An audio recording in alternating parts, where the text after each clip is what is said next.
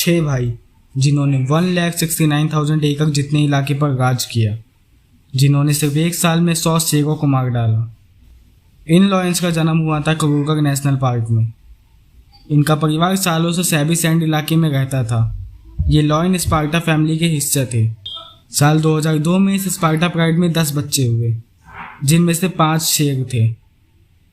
उनके नाम थे स्कार, प्रिटी बॉय, रास्ता, किंकी टेल, मिस्टर टी। ये पांचों काफ़ी दबंग थे, जिसकी वजह से आगे चल के इनके ग्रुप का नाम मपागो पड़ने वाला था। इनमें सबसे दबंग था मिस्टर टी और उसके बाद किंकी टेल। साल 2003 में इनके प्राइड में एक अनजान शेर घुस आया, जो कि इनसे 2 साल बड़ा था, और बाद में पता चलता है कि वो इनका सौतेला भाई है। इसका नाम मखोलू था। जब ये 6 शेर थोड़े बड़े हुए तो 2004 में इनके पापा ने इन्हें ग्रुप से निकाल दिया, जैसे सैसिल और उसके भाई के साथ हुआ था। आपने अगर वो वीडियो नहीं देखी है तो वो वीडियो भी देख लेना, डिस्क्रिप्शन में लिंक होगी। और अब इनको अकेले ही सर्वाइव करना था।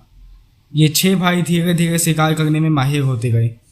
कब किसका शिकार करना था, इस बात का फैसला इनके ग्रुप का लीडर मखोलू लेता था। शिकार करते वक्त सबसे ज़्यादा एक्टिव था किंकी टेल, लेकिन सबसे ज़्यादा एग्रेसिव था मिस्टर टी। समय के साथ साथ मखोलू के अंडर में इन्होंने अपने इलाके को एक्सपेंड करना चालू कर दिया। साल 2006 में नॉर्थ के इलाके में पहुंच गए, जहां पहले से ही 4 शेरों का राज था।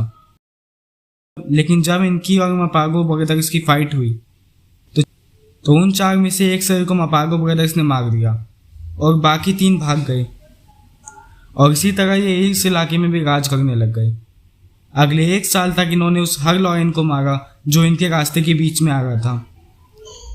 और अब सैबी सैंड के इलाके में जब किसी भी लॉयन का मुकाबला मपागो ब्रदर्स से होता तो वो भागना ही पसंद करता। जब भी लॉयन किसी इलाके पे कब्जा करते हैं तो वो वहाँ के बच्चों को मार देते हैं। लेकिन जब मपागो ब्रदर्स ने उठावा प्राइड के बच्चों पे हमला किया तो वहाँ की शेरनियों ने अपने बच्चों को बचाने की कोशिश करी, लेकिन मपागो ब्रदर्स के सामने वो कहाँ ही टिक पाती,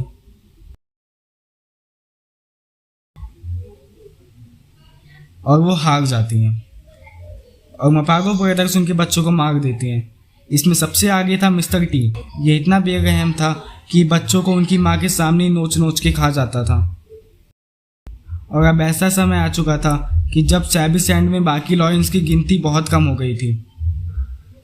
साल 2008 तक मपागो ब्रदर्स ने कई लॉयन को मार डाला और उनके इलाके पे कब्जा कर लिया, और अब कोई भी शेर इनसे टकराने की हिम्मत नहीं कर सकता था। लेकिन इनको टक्कर मिली इन्हीं के ग्रुप के अंदर से। इस ग्रुप का लीडर भले ही मखोलू था, लेकिन मिस्टर टी और किंकी टेल भी अपने आप को किसी लीडर से कम नहीं समझते थे। एक बार शिकार को लेकर मिस्टर टी और मखोलू में फाइट हो जाती है।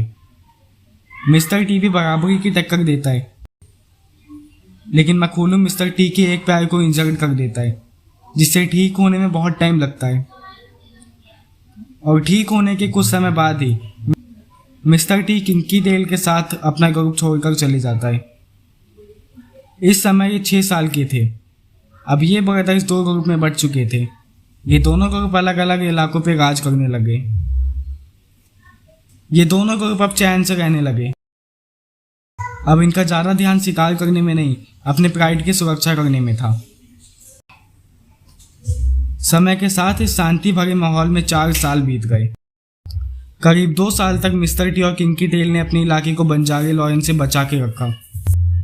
लेकिन इसी बीच 5 मर्जिंगल लॉयन का एक नया ग्रुप तैयार हो गया, जिनका सिर्फ एक ऑब्जेक्टिव था, मिस्टर टी और किंकी टेल के इलाके पे कब्जा करना। 8 जून 2010 को ये ग्रुप मिस्टर टी के इलाके में एंटर कर गया।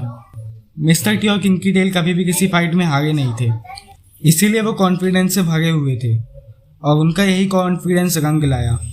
और एक मर्जिंगल लॉयन उनके हाथ लग गया और उन्होंने उसको बहुत इंजर्ड कर दिया, लेकिन मारा नहीं, और फिर से साबित कर दिया कि इस इलाके के राजा यही दोनों हैं। क्या बचे हुए मर्जिंगल लॉयन अपना बदला लेंगे और आगे क्या होता है, ये जानने के लिए नीचे पार्ट 2 कमेंट कर देना। हम मिलते हैं अगली वीडियो में, तब तक के लिए गुड बाय।